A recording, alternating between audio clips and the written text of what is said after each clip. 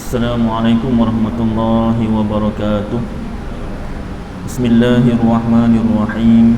Alhamdulillahi rabbil alamin. Wassalatu wassalamu ala asyrafil anbiya'i wal mursalin wa ala alihi wa sahbihi wa man tabi'ahum bi ihsanin ila yaumiddin. Amma ba'd. Alhamdulillah, yang berusaha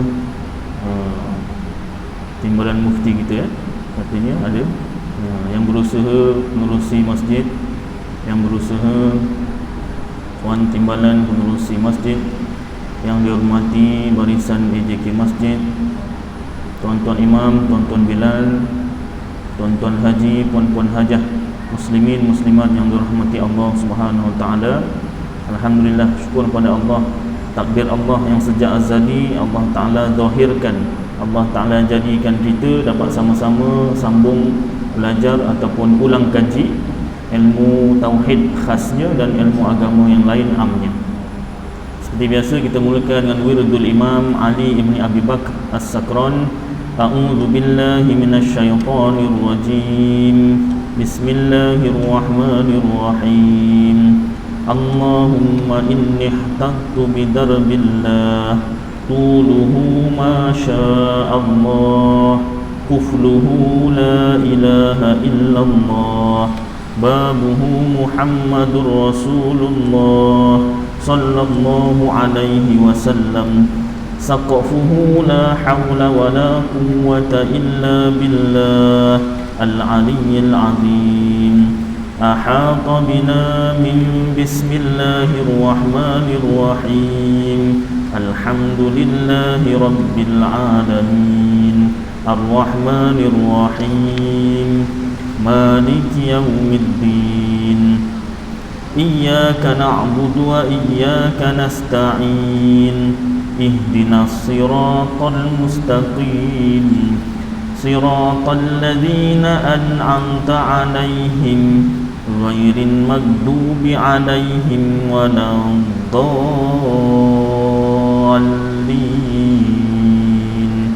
Amin. Surun Allahu la ilaha illa huwal hayyul qayyum la ta'khudhuhu sinatun wa la nawm lahu ma fis samawati wa ma fil ard man dhal ladzi yashfa'u indahu illa bi idhnihi ya'lamu ma baina aydihim wa ma khalfahum wa la yuhituna bi syai'in min 'ilmihi illa bima syaa' wasi'a kursiyyuhu as-samawati wal ard wa la ya'uduhu hifdhuhuma wa huwal 'aliyyul 'azim. Binastadarat kama stadaratil malaikatu bimadinatir rasul bila khandakin wala sur min kulli qadarin maqdur wa hadarin mahdur wa min jami'i syurur tatarwasna billah tatarwasna billah tatarwasna billah min aduwina wa aduwillah min saki arshillah ila qa'i ardillah bimi'ati alfi alfi alf la hawla wa la quwwata illa billah al-aliyyil azim. Wa sallallahu ala sayyidina Muhammad wa ala alihi wa sahbihi wa sallam walhamdulillahi rabbil alamin. Baik, kita sambung tuan-tuan kitab Faridatul Faraid fi Ilmil Aqaid bagi Syekh Ahmad Al-Fatani. Yang jawinya ni ini tadi saya punya Rumi. Baik, pada bab kalam kita dah bahaskan dua minggu sebelum ni, tapi kita ulang sikit je lah. Kalam artinya berkata-kata, sifat Allah yang ke-13 yang wajib kita pelajari Yang ke-13 iaitu kalam, artinya berkata-kata. Sifat Allah ada berapa? 20 Ustaz? Salah. 13. Salah. Habis berapa Ustaz? Banyak. Berapa banyak? Tak tahu, hanya Allah yang tahu. Iaitu segala sifat kesempurnaan. Jangan kita ingat kita belajar sifat 20, sifat Allah hanya 20. Tidak.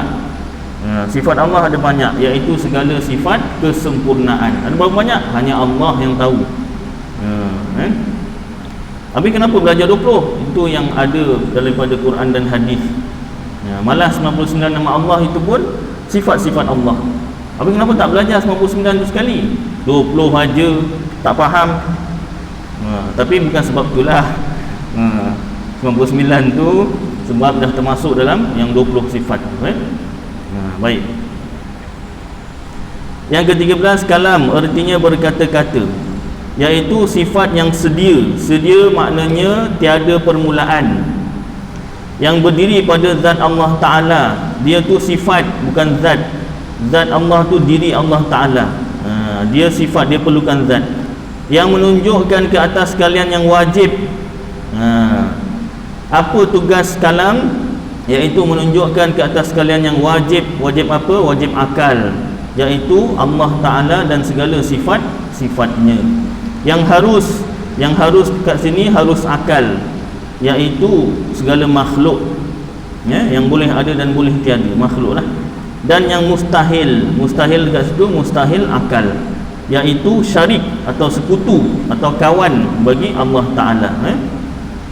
Serta sunyi daripada huruf. Kata-kata Allah Ta'ala tak ada huruf, suara dan lain-lainnya.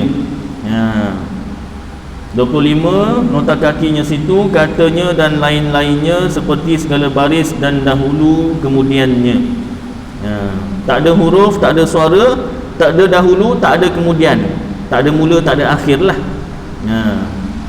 Habis Al-Quran yang kita baca ni Ustaz, tak ada huruf, ada tajwidnya, ada hukum izharnya, ada ikhfa, ada idgham dan sebagainya, ada sabdu, baris atas, bawah, depan, tanwin. Malah Ustaz pernah sebut, kata kalau membaca Al-Quran ini, belajar tajwid ni fardu kifayah. Seorang buat lain tak payah.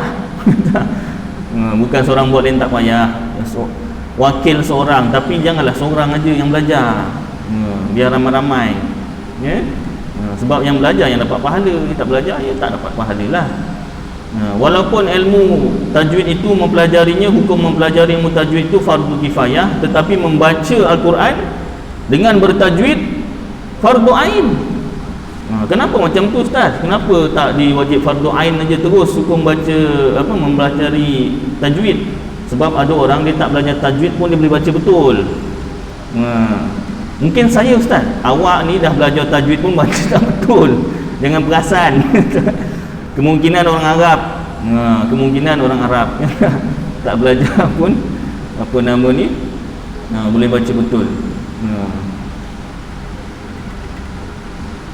Baik, minta maaf saya tengok belakang tu, yang tutup mata bukan tutup bawah tu. Baik, jadi belajar tajwid fardu kifayah, membaca Al-Quran dengan bertajwid fardu ain. Macam mana Al-Quran? Ustaz kata kata-kata Allah Ta'ala tak ada huruf, tak ada suara, tak ada mula, tak ada akhir. Kita belajar mubtada khabar, bukan mubtada khabar pula, apa? Waqaf. Mula baca ayat dekat mana, nak berhenti dekat mana, tak? Al-Quran ni kalamullah ke tidak Ustaz? Al-Quran ni kata-kata Allah ke bukan? Ya, kata-kata Allah. Habis tu macam mana Ustaz nak jelaskan? Penjelasannya dah lama saya pun dah jelaskan sebelum ni.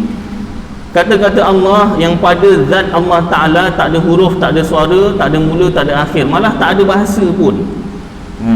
Al-Quran yang kita baca ini adalah terjemahan daripada kata-kata Allah yang tak ada huruf, tak ada suara, tak ada mula, tak ada akhir. Diterjemahkan ke dalam bahasa Arab. Kata-kata Allah pada zat Allah tak ada bahasa, tak ada bahasa manusia, hanya Allah Ta'ala saja yang tahu. Lalu diterjemahkan, diturunkan dalam bentuk wahyu dalam bahasa Arab oleh malaikat Jibril kepada Nabi Muhammad sallallahu alaihi wasallam.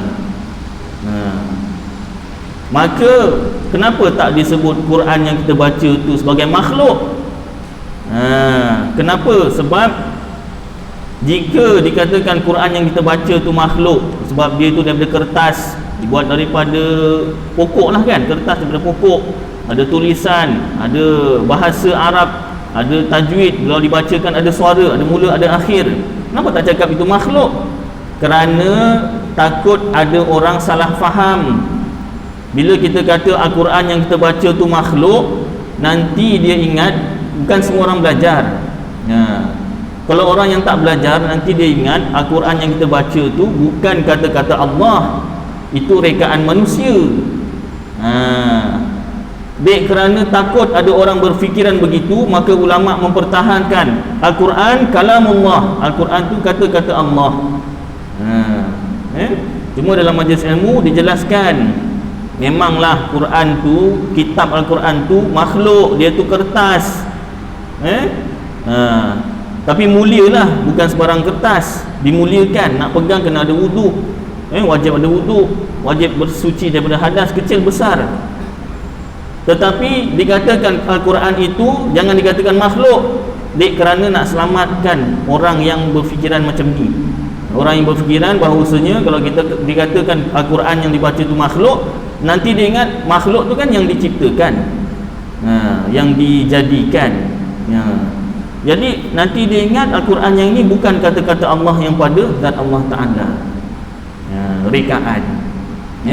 Jadi dah confuse juga situ. Lalu antara ulama yang kuat mempertahankan Imam Abu Hanifah, Imam Malik, tak ingat.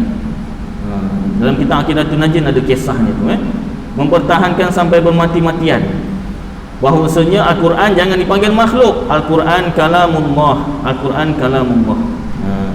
Faham tuan-tuan? Baik.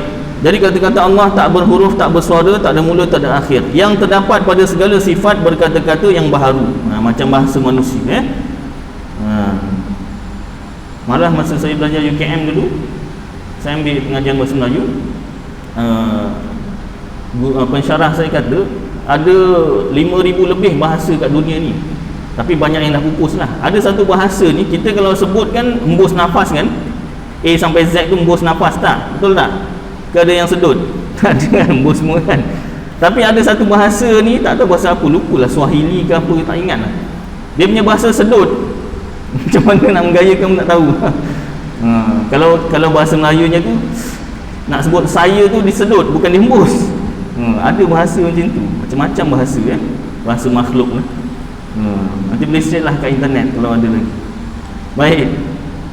Jadi Allah Ta'ala berkata-kata tak sama dengan bahasa makhluk langsung, tak sama langsung. Dan ia ta'alluq dengan segala perkara yang tersebut. Apa dia yang tersebut? Nota kakinya situ, segala perkara yang tersebut, yakni wajib akal, harus akal dan mustahil akal. Allah Ta'ala berkata-kata tentang wajib akal, iaitu dirinya dan segala sifat-sifatnya. Allah Ta'ala berkata-kata tentang harus akal, yakni makhluk. Dan Allah Ta'ala berkata-kata tentang mustahil akal, iaitu syarik atau kawan atau sekutu bagi Allah. Seperti sifat ilmu, sama macam sifat ilmu. Tetapi ta'alluq ilmu itu adalah terbuka, yang ini inkisyaf. Dan ta'alluq berkata-kata pula adalah ta'alluq menunjukkan, dalalah. Dan ta'alluq berkata-kata itu bila dinisbahkan kepada bukan suruhan dan tegahan adalah ta'alluq meluluskan ketika sedia kala. Bahasa Arabnya ta'alluq tanjiziyun qadimun. Apa benda ta'alluq ni Ustaz? Yang saya tahu ta'alluq ta'alluq kerajaan Johor. Saya tak? Negeri dan jajahan ta'alluqnya itu saya tahulah Ustaz. Ni apa masuk dalam bab ni kalamnya ta'alluq ni Ustaz? Ta'alluq ni bahasa Arabnya, bahasa Melayunya bermaksud kerja, untuk senang mudah, untuk senang, untuk mudah. Ta'alluq tu kerja, ataupun peringkat berlakunya berkata-kata. Allah Ta'ala berkata-kata, berapa peringkatnya. Kalau kita makhluk manusia, kita berkata-kata, peringkat kita berkata-kata tu mula-mula belum berkata-kata, fikir dulu. Tapi ada orang dia tak fikir, main cakap aja pun ada juga. Itu panggil cakap lepas nama dia. Fikir dulu sebelum berkata-kata. Jadi dah fikir, dah tahu apa nak cakap, baru bercadang nak bercakap. Tiba-tiba tak jadi cakap lain pula. Tak? Kemudian dah confirm apa yang nak dicakap, baru cakap. Itu peringkat takluk kita makhluk ni berkata-kata. Maknanya sebelum berkata-kata, kemudian bercadang nak berkata-kata, kemudian barulah berkata-kata. Lepas tu tersalah pula cakap, minta maaf boleh. Nak tarik balik tak boleh, minta maaf, saya tarik balik. Cakap je tarik balik, benda tak boleh tarik balik pun. Cuma tarik balik, minta maaf gitu aja. Itu peringkat-peringkat berkata-katanya makhluk. Lalu peringkat berkata-katanya Allah Ta'ala ni macam mana? Iaitu yang pertama, ta'alluq tanjiziyun qadimun, maknanya tunai sejak sedia kala. Allah Ta'ala bila mula berkata-kata, sejak tiada mula, tak ada permulaan. Macam mana tu Ustaz? Jangan dipikir. Saya nak fikir juga, jangan, nanti short, putus urat. Jangan dipikir. Ya tak? Ibaratnya kalau kereta Viva tu 120 tu dah mengerang dah mengerang sangat dah tu. Kalau Volkswagen macam Imam Ismail test drive tu tak apa. Volkswagen ya tak? Itu tak apa, lebih 120 pun stabil lagi ya tak? Kalau Viva macam saya 120 tu dah laju sangat dah gegar dah semua. Lagi dah 10 tahun pakai, dah gegar dah. Gegar sana gegar sini. 100 je lah, tak payah lebih-lebih. Jadi kita ni tak disuruh fikir macam mana, wajib percaya saja. Allah berkata-kata tak ada mula. Jadi Allah Ta'ala berkata-kata tunai sejak tiada mula. Adapun bila dinisbahkan kepada suruhan dan tegahan, jika tiada disyaratkan pada keduanya, ada yang disuruh dan yang ditegah, maka samalah ertinya dengan meluluskan ketika sedia kala, iaitu tanjiziyun qadimun. Dan jika disyaratkan ada keduanya, nescaya ta'alluq berkata-kata itu pada keduanya adalah ta'alluq patut ataupun boleh ketika sedia kala, suluhiyun qadimun, sebelum adanya yang disuruh dan yang ditegah. Dan ta'alluq meluluskan ketika baharu selepas adanya yang disuruh dan yang ditegah. Ni apa pula Ustaz? Saya tak faham. Tak apa, macam ni. Kata-kata Allah ada yang berbentuk, ada pelbagai. Salah satunya berbentuk suruhan, perintah. Salah satunya lagi berbentuk tegahan, larangan. Jadi suruhan dan tegahan ini, boleh tak Allah Ta'ala suruh dan tegah makhluk belum ada? Makhluk belum ada, boleh tak Allah Ta'ala suruh dan tegah? Jawapannya boleh. Suluhiyun qadimun, boleh. Sejak makhluk belum ada, Allah Ta'ala dah boleh suruh, dah boleh tegah, walaupun tak ada makhluknya. Adakah dikatakan Allah Ta'ala gila cakap sorang-sorang? Tidak. Tidak. Itu menunjukkan Allah Ta'ala tu berkuasa lah. Makhluk belum ada, dah boleh suruh dan tegah. Tetapi bila makhluk telah ada, itu dipanggil tanjiziyun hadis, tunai Allah Ta'ala menyuruh dan menegah. Tunainya tu bukan Allah Ta'ala baru menyuruh, baru menegah, tidak. Tunainya tu kerana baru ada makhluknya yang nak disuruh dan ada makhluk yang nak ditegah. Ibarat macam ni, satu orang lelaki, dia berkahwin,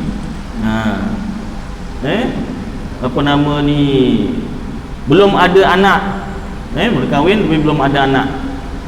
Tapi kalau makhluk ni belum ada anak, belum dipanggil bapa, baru suami, tak?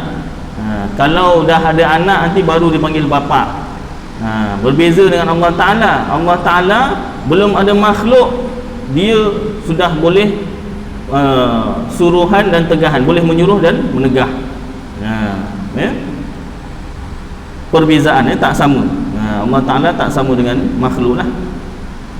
Baik, sambung. Mustahil lawannya iaitu kelu. Kelu ni bisu lah. Ada huruf, ada suara dan seumpamanya pada kata-katanya yang qadim. Satu lagi yang saya nak tambah, ada fahaman yang baru-baru ni, baru-baru tak baru juga, lama juga dah 10 tahun, belas tahun juga. Ada fahaman yang mengatakan Allah Ta'ala, peringkat berkata-katanya Allah Ta'ala sama macam makhluk, iaitu ada ketika Allah belum berkata-kata. Kenapa? Sebab makhluk belum ada. Kemudian Allah Ta'ala bercadang nak berkata-kata, baru plan nak cakap.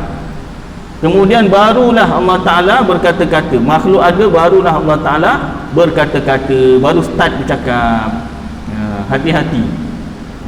Ada orang yang berfahaman begini, dia belajar sifat 20 juga, tapi pada bab kalam dia salah faham. Hati-hati. Baik, sambung. Dalil Allah berkata-kata, apa dalilnya? Ayat Al-Quran dalilnya firman Allah Ta'ala, A'udzu billahi minasyaitonir rajim. Bismillahirrahmanirrahim. Wa kallamallahu Musa taklima. Shadaqallahul azim. Suratul Nisa ayat 164. Artinya lebih kurang, dan Allah berkata-kata dengan perkataan terhadap Nabi Musa. Itu dalil ayat Qurannya, ya. Iaitu dengan cara Allah menghilangkan penutup daripada Nabi Musa dan memperdengarkan kepadanya kata-katanya yang qadim. Bukan dengan makna Allah memulakan kata-kata kemudian ia diam, kerana Allah Ta'ala itu sentiasa berkata-kata. Tadi kita kata Allah Ta'ala berkata-kata, tak ada huruf, tak ada suara, tak ada mula, tak ada akhir. Tambah lagi satu, Allah sentiasa berkata-kata. Sampai bila? Sampai bila-bila. Baik, jadi ayat Al-Quran Allah Ta'ala berkata-kata dengan Nabi Musa. Jangan kita ingat Allah Ta'ala berdialog. Assalamualaikum Musa. Waalaikumsalam ya Allah. Kaifahaluka Musa? Alhamdulillah ana bi khair ya Allah. Wa anta? Bahasa Arab pula tu. Nabi Musa bukan bercakap bahasa Arab. Bahasa Arab Nabi Muhammad. Nabi Musa bahasa apa? Kipti ke apa? Kalau tak silap. Jadi adakah Allah Ta'ala berkata-kata dengan Nabi Musa dengan bahasa Kipti? Tidak, Nabi Musa yang bercakap bahasa Kipti. Allah Ta'ala bercakap bahasa apa? Tak ada bahasa. Tapi macam Nabi Musa faham? Allah Ta'ala singkap hijab. Singkap tu tarik ataupun menghilangkan. Hijab tu apa? Halangan. Tak? Perempuan pakai hijab. Hijab tu penutuplah halangan. Ada niqab lain, hijab lain, furdah lain, tak? Tu halangan lah tu. Jadi Allah Ta'ala singkap hijab, tarik halangan ataupun hilangkan halangan. Halangan apa? Halangan daripada memahami kata-kata Allah yang tak berhuruf, tak bersuara, tak ada mula, tak ada akhir. Lalu Allah Ta'ala fahamkan hati Nabi Musa akan kata-kata Allah yang tak ada mula, tak ada akhir, tak ada huruf, tak bersuara itu. Nabi Musa yang bercakap, ada dialog, ada mula, ada akhir, bahasa Kipti, bahasa manusia. Kalau tak silap bahasa Kipti, kalau silap betulkan saya. Baik. Jadi jangan kita ingat Allah Ta'ala dengan Nabi Musa berkata-kata itu berdialog. Seorang cakap, seorang diam. Seorang bercakap, seorang dengar. Tidak. Tidak begitu. Baik. Begitu juga dalil-dalil Al-Quran dan hadis yang mengatakan Allah Ta'ala akan membacakan suratul Rahman di dalam syurga. Suratul Rahman, Allah Ta'ala akan bacakan suratul Rahman di dalam syurga. Jadi makna dekat situ bukanlah Allah Ta'ala berada dalam syurga. Habis kat luar Ustaz? Bukan. Habis kat mana? Allah tak bertempat. Bukanlah mentang-mentang Allah Ta'ala sebut berfirman ataupun membacakan suratul Rahman dalam syurga, Allah Ta'ala dalam syurga. Tidak. Bukan macam tu. Orang dalam syurga yang mendengar kata-kata Allah. Bukan Allah Ta'ala tu dalam syurga. Baik. Lalu adakah Allah Ta'ala akan baca A'udzu billahi minasyaitonir rajim. Bismillahirrahmanirrahim. Dengan taranum dan sebagainya? Tidak. Bukan begitu. Allah Ta'ala akan membacakan suratul Rahman, iaitu sama seperti Nabi Musa disingkapkan hijab. Allah singkapkan hijab, Allah Ta'ala bukakan halangan, maka fahamlah ahli syurga akan kata-kata Allah berkaitan suratul Rahman yang tak ada mula, tak ada akhir, tak ada huruf, tak ada suara. Macam mana tu Ustaz? Nanti dah masuk syurga kita tahu, insya-Allah doa masuk syurga. Sekarang saya tak tahu, memang tak disuruh fikir.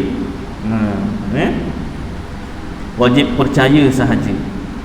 Baik, yang kedua, jika ia tiada berkata-kata, ini dalil akli jika ia, yakni Allah, tiada berkata-kata, nescaya ia bisu, dan bisu itu suatu kekurangan. Allah Ta'ala ada sifat mustahil. Berapa sifat mustahil Allah? 20 Ustaz. Salah. 13. Salah juga. Berapa Ustaz? Tak terhingga. Banyak banyak. Berapa? Tak tahu, hanya Allah yang tahu. Iaitu segala sifat kekurangan. Itu mustahil bagi Allah. Dan bisu itu suatu kekurangan, maka yang demikian itu mustahil, tak diterima akal kita. Dengan itu sabitlah, tetaplah Allah Ta'ala itu berkata-kata. Dan apabila sabitlah ia berkata-kata, maka mustahillah lawannya, iaitu tiada berkata-kata. Senang je dalil akalnya. Baik, habis sifat kalam, maka habis perbahasan sifat 13 sifat tu. Baik, masuk pada tajuk sifat-sifat Allah itu ada 4 bahagian. Satu daripadanya sifat nafsiyah, iaitu sifat yang dinisbahkan kepada nafsi, iaitu diri Allah, dengan makna zat. Zat tu diri Allah lah, kerana ia tiada melazimkan melainkan pada zat.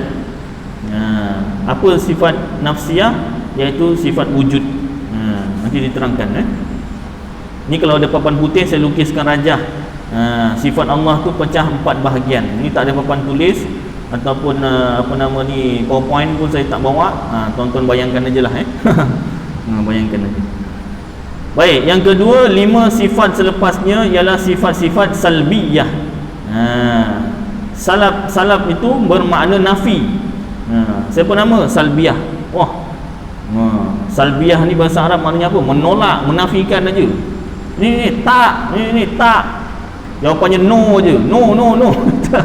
Mudah-mudahan tidak yang tak baik lah. Tidak yang negatif. Menafikan yang negatif lah. Mengiyakan yang positif. Mudah-mudahan. Baik. Namanya salbiyah. Namanya aja dah menafikan. Ditanya itu bukan, ni tidak, ni no. Mudah-mudahan yang dinafikan tu yang tak baik.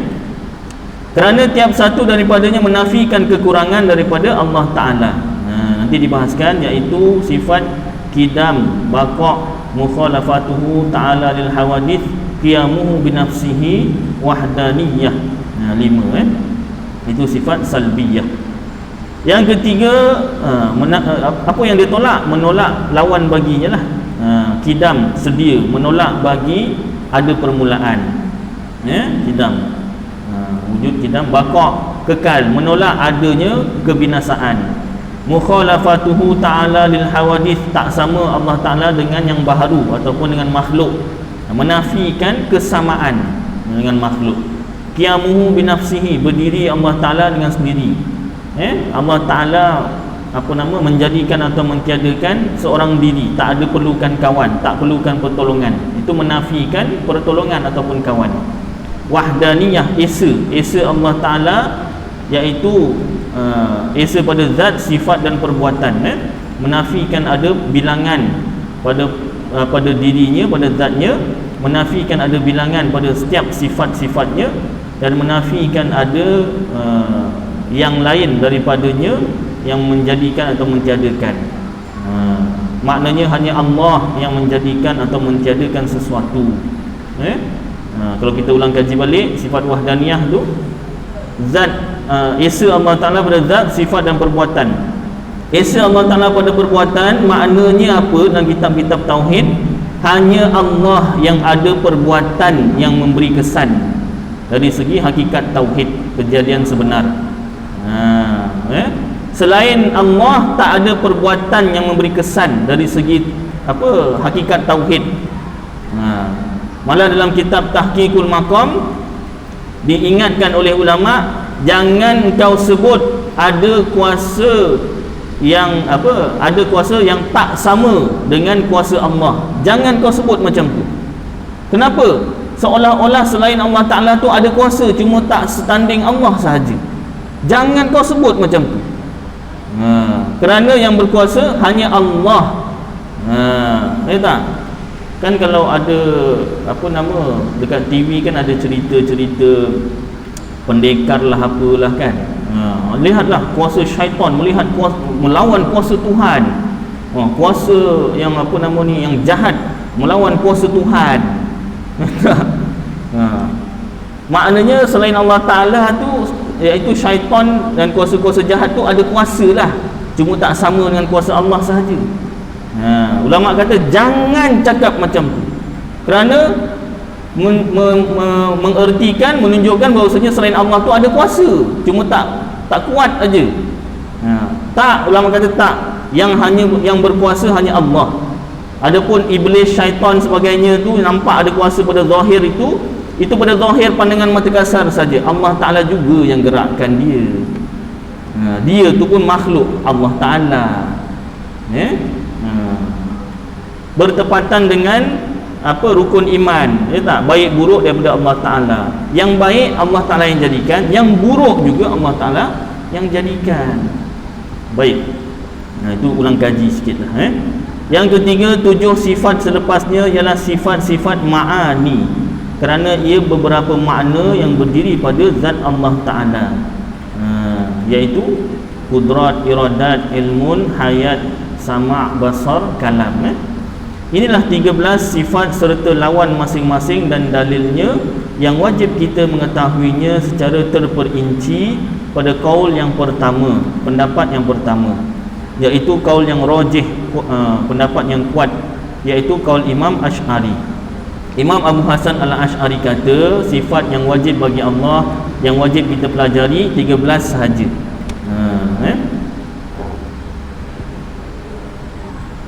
Tak perlu kita pelajari kaunuhu qadiran, kaunuhu muridan, kaunuhu aliman, kaunuhu hayyan, kaunuhu basiran, kaunuhu sami'an, kaunuhu mutakalliman. Kenapa?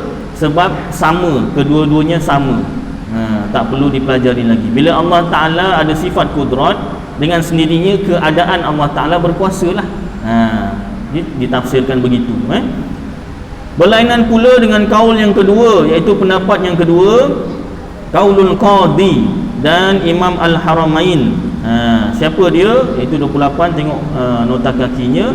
Beliau ialah Qadi Abu Bakar Muhammad bin At-Tayyib Al-Baqilani Al-Makki, ulama Mekah. Dan Imam Al-Haramain, beliau ialah Imam Al-Haramain Abil Ma'ali Abdul Malik Al-Jawaini, salah seorang ulama besar dari mazhab Syafi'i, dilahirkan di kampung Jawain dalam bandar Naisabur, negeri Khurasan. Antara gelarannya Diyauddin, dikenali sebagai Imam Al-Haramain kerana duduk berjiran dan mengajar serta mengeluarkan fatwa pada 2 tanah haram itu selama 4 tahun, iaitu Mekah dan Madinah. Dan begitu juga Imam Abu Mansur Al-Maturidi juga mengatakan bahawa segala sifat yang wajib diketahui secara terperinci itu ialah 20 sifat, dengan ditambahkan lagi sifat maknawiyah yang 7, yang kaunuhu tu. Dan Syekh Sanusi,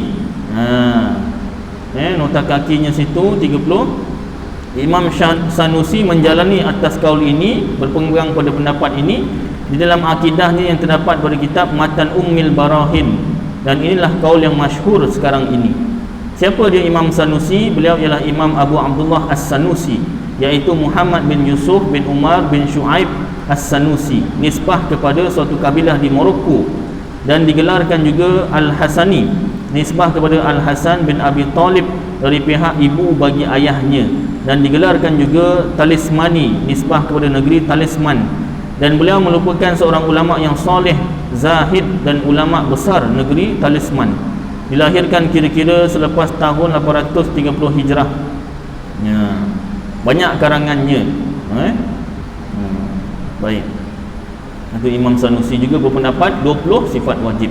Jadi kita seorang agama Johor ambil keputusan kita belajarlah 20 sekali. Tak, kita meraihkan pendapat ulama-ulama yang mengatakan wajib kita pelajari 20 sifat. biar belanja banyak terus. Baik, 7 sifat ma'nawiyah disambung. Tadi dah habis 13, sambung sifat ma'nawiyah. Kaunuhu ta'ala qadiran, artinya keadaannya yakni Allah Ta'ala yang berkuasa, dan mustahil keadaannya lemah. Dan makna keadaannya Ta'ala yang berkuasa itu ialah sifat kudrat berdiri pada zatnya Ta'ala atas kaul yang pertama, dan sesuatu kelakuan menengahi antara maujud dan ma'dum yang melazimi wajib bersama sifat kudrat bagi kaul yang kedua. Dan demikianlah dikatakan pada 6 sifat yang berikut. Apa tu Ustaz? Tak apalah, yang ini perbahasan yang agak mendalam.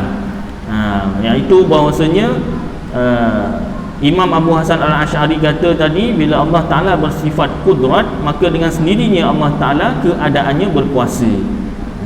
Tetapi oleh imam-imam yang pendapat yang kedua tadi, Allah bersifat kudrat lain, keadaan Allah berkuasa itu satu perkara lain. Baik, yang kedua, kaunuhu ta'ala muridan, artinya keadaannya yakni Allah yang menghendaki. Mustahil ada sesuatu dengan keadaan ketiadaan kehendaknya. Tak ada perkara dalam dunia ini yang bukan kehendak Allah. Bertepatan dengan rukun iman juga tadi, iaitu baik dan buruk daripada Allah. Baik Allah yang kehendaki, Allah yang takdirkan. Buruk juga Allah yang kehendaki, Allah yang takdirkan. Baik. Tetapi jangan sampai kita tercebur dalam akidah Jabariyah. Akidah Jabariyah hampir sama dengan akidah Ahlussunnah wal Jamaah, iaitu mereka mengatakan segala perkara baik dan buruk Allah yang jadikan. Sama, yang itu sama. Tetapi sesatnya mereka bila mereka mengatakan bahawasanya buat jahat tak dosa. Dia menafikan hukum syariat. Terutamanya pada bab jinayat, menafikan, bukan tak mengamalkan. Kalau dia masih dalam hatinya jinayat tu wajib, tapi dia yang tak mengamalkan, itu masih Ahlussunnah wal Jamaah. Ini hatinya kata memang jenayat ni tak ada. Bukan kata jenayat, seluruh hukum syariat tu, ibadat, menakahat, muamalat tu semua tu, itu tak ada. Kenapa? Kan Allah yang jadikan baik buruk. Kalau satu orang buat baik atau satu orang buat buruk, kan Allah yang takdirkan dan Allah yang gerakkan. Jadi tak salah. Itu kesesatan Jabariyah. Kita Ahlussunnah wal Jamaah berfahaman bahawasanya baik buruk daripada Allah Ta'ala pada zahir pandangan mata kasar, pada hukum syariat. Kalau kita buat jahat berdosa, kalau kita buat baik dapat pahala. Itu pada zahir syariat, tuan-tuan. Dah masuk Isyak. Jadi insya-Allah mudah-mudahan apa yang kita baca bersama ni dia manfaat bagi saya dan tuan-tuan, dapat kita amalkan dan sampaikan insya-Allah. Aku qauli hadza wa astaghfirullahal azim li wa lakum wa lisairil muslimina wal muslimat wal mu'minina wal mu'minat fastaghfiruh wa ya fawzal mustaghfirin wa ya najatat taibin. Wa sallallahu tabaraka wa ta'ala ala khairi khalqi sayyidina wa maulana Muhammad wa ala alihi wa sahbihi wa baraka wasallam. Subhana rabbika rabbil izzati amma yasifun wa salamun ala al mursalin walhamdulillahi rabbil alamin. Taqabbalallahu minkum.